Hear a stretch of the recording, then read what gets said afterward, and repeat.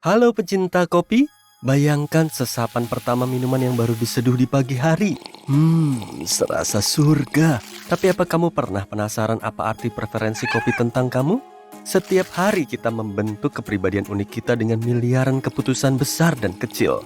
Dan berbagai studi telah mengungkap kaitan antara pilihan kopi dengan sifatmu. Jadi, pesan kopimu kayak biasanya, dan ayo kita cari tahu lebih banyak tentang kepribadianmu. Kalau suka buih cappuccino yang berkelas, kemungkinan kamu orang yang sangat kreatif, terbuka, dan termotivasi. Kamu nggak masalah menjadi pusat perhatian dan mudah bosan dengan detail. Pecinta cappuccino juga cenderung punya selera canggih. Omong-omong, orang Italia lebih suka minum cappuccino di pagi hari. Minuman mengandung susu ini dianggap sebagai makanan terpisah yang terlalu berat untuk sore hari. Ditemukan pada awal abad ke-20, cappuccino berhasil menarik hati seluruh dunia. Minuman ini awalnya dinamakan dari para biarawan Italia, cappuccin, yang secara harfiah artinya tudung dalam bahasa Italia. Warna jubah biarawan Italia itu sangat mirip dengan campuran espresso dan susu berbuih. Tapi, sekarang cappuccino memiliki berbagai variasi rasa dan warna. Dan kalau kamu suka mencoba topping baru, mungkin kamu lebih berkepribadian petualang daripada yang kamu kira. Studi juga menunjukkan orang yang suka bikin senang orang lain cenderung menambahkan gula, susu, atau krim ke dalam kopi mereka. Jika kamu selalu terlarut dalam kebutuhan dan agenda orang lain, mungkin kamu harus mencoba beralih ke kopi hitam klasik dan lihat apa yang terjadi. Tak seorang pun tahu pasti kapan kopi pertama kali ditemukan. Tapi salah satu legenda berkisah tentang Kaldi, penggembala kambing dari Ethiopia. Di abad ke-9, dia menemukan potensi biji kopi tanpa sengaja. Dia melihat kambing-kambingnya super energik setelah makan buah beri dari pohon tertentu. Kaldi memberitahu teman-temannya tentang buah beri itu, dan mereka menyajikan minuman hitam pekat yang sekarang dikenal sebagai kopi hitam. Seiring berlalunya tahun, kita menemukan banyak resep. Tapi jika lebih suka kopimu hitam tanpa gula, kemungkinan kamu sangat sabar, terus terang, dan konservatif. Gaya hidupmu bisa dibilang teratur dan bijaksana. Orang lain mungkin memandang kamu sebagai teman yang bisa diandalkan dan loyal. Meskipun peminum kopi hitam biasanya terlihat pendiam, terkadang mereka bisa benar-benar keras kepala. Mereka cenderung bikin semuanya simpel dan minimalis, serta menjauh dari drama. Kelihatannya kayak nggak ada orang yang lebih rapi di dunia ini. Tapi mereka ada. Pecinta espresso, mereka cenderung super percaya diri dan sibuk. Banyak di antara mereka adalah pekerja keras dengan energi gaya bos. Mereka nggak suka buang-buang waktu dan menginspirasi orang lain untuk menyelesaikan pekerjaan. Jika kamu lebih suka espresso, meluangkan waktu untuk mencium bunga mawar mungkin bukan seleramu, tapi kamu fokus dan efisiensi bisa menjadikan kamu pemimpin besar.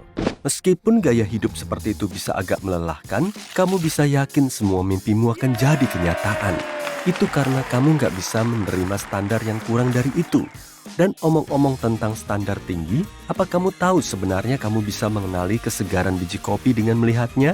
Dalam espresso segar, krema kopi akan bertahan setidaknya 3-5 menit sebelum menyebar. Ristretto artinya terbatas dalam bahasa Italia, dan secara harfiah artinya ukuran cangkir yang biasanya sekitar setinggi ibu jari. Minuman ini adalah secangkir pendek dari kopi espresso yang lebih pekat. Rasa kopi ini penuh, agak manis dan sangat kuat. Dan ya, orang-orang langka yang lebih suka minuman ini dibanding yang lain benar-benar ada loh.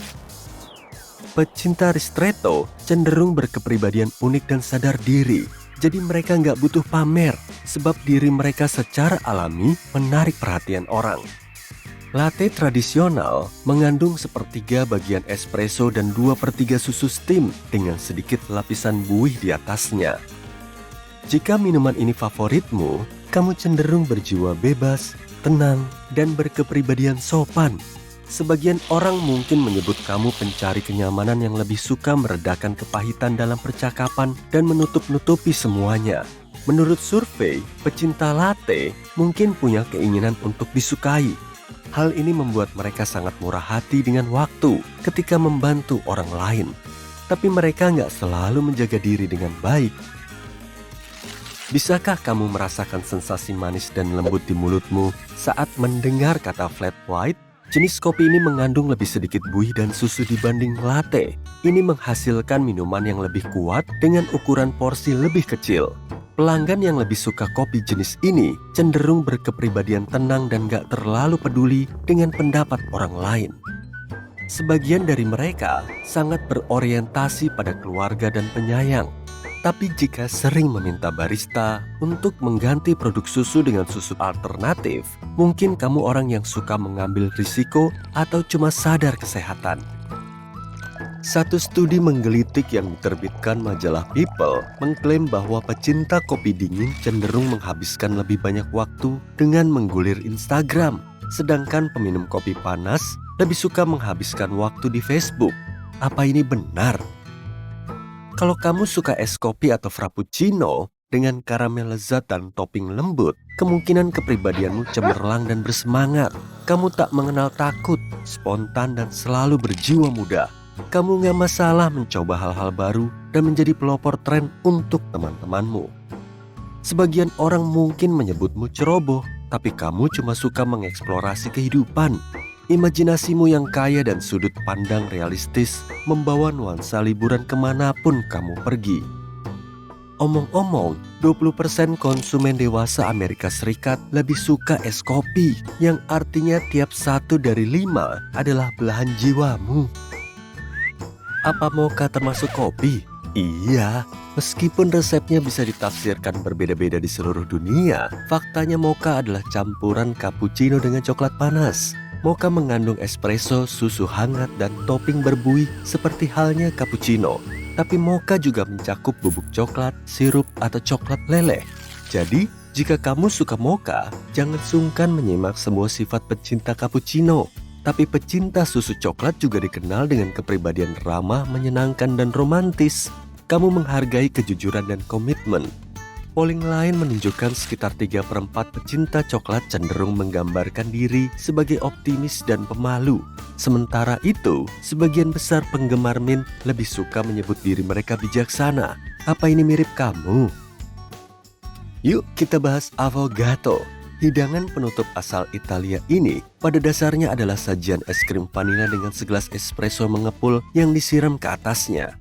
Kamu bisa menyesapnya pelan-pelan kayak minuman atau memakannya dengan sendok kayak hidangan penutup.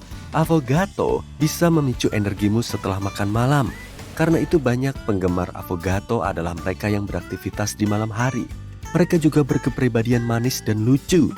Kamu mungkin menyadari penggemar avocado berbakat menyeimbangkan kepahitan realitas dengan tindakan terinspirasi dan lelucon. Mereka lebih suka melakukan semuanya dengan cara mereka sendiri. Kopi tanpa kafein, alternatif susu, dan pesanan khusus lain mengungkapkan kepribadian perfeksionis. Biasanya, mereka juga cenderung memilih yang lebih sehat di area kehidupan lain. Tentu dalam beberapa kasus penjelasannya lebih mudah. Orang menghindari produk susu dan mengurangi asupan kafein karena berbagai masalah kesehatan. Metode dekafeinasi yang pertama berhasil dibuat oleh pedagang kopi Jerman Ludwig Roselius sekitar tahun 1905. Menurut legenda, ide itu muncul ketika dia menerima kiriman biji kopi yang terendam air laut. Roselius memutuskan untuk mengetesnya sebelum membuangnya dan mengetahui bahwa cita rasa biji kopi ini masih sama, tapi kandungan kafeinnya lebih rendah. Kopi celup pertama ditemukan tahun 1710 di Perancis. Orang memasukkan kantong kain berisi kopi giling ke dalam teko dan menuangkan air mendidih. Minuman ini diseduh sampai memiliki rasa kuat. Metode simpel ini adalah cikal bakal mesin pembuat kopi tetes yang begitu populer di berbagai kedai kopi sekarang. Dibutuhkan waktu lama dan kesabaran untuk membuat secangkir kopi saring yang diseduh pelan-pelan. Karena itu, minuman ini populer di kalangan orang-orang yang sabar, bijaksana, dan bisa diandalkan. Teman-teman mereka berkunjung untuk memperoleh nasihat praktis yang tak memihak. Jadi, jika lebih suka kopi saring, mungkin kamu menghindari tindakan ceroboh dan selalu membantu orang lain untuk menjalani hidup dengan tanggung jawab. Kopi instan pertama kali dipatenkan tahun 1890 di Selandia Baru dan dengan sangat cepat memperoleh popularitas global. Sekarang ini, sebagian koki bahkan menambahkan kopi instan ke pasta bolognese untuk menyeimbangkan rasa sausnya.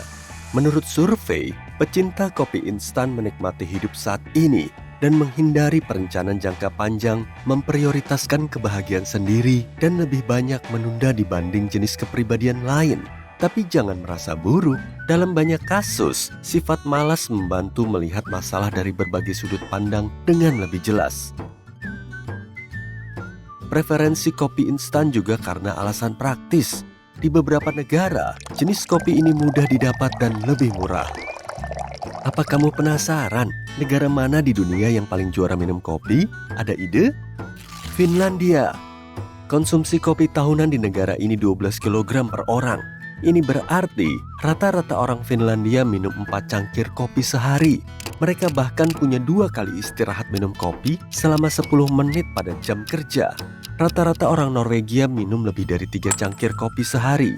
Jadi Norwegia menempati urutan kedua dalam peringkat ini. Konsumsi kopinya mencapai 10 kg per tahun. Ada banyak kedai kopi di Norwegia, dan gak seperti di Amerika Serikat, kedai ini terutama menjadi tempat bersosialisasi, bukan untuk bekerja atau minumannya dibawa pulang. Coba tebak negara mana yang ada di peringkat ketiga? Islandia.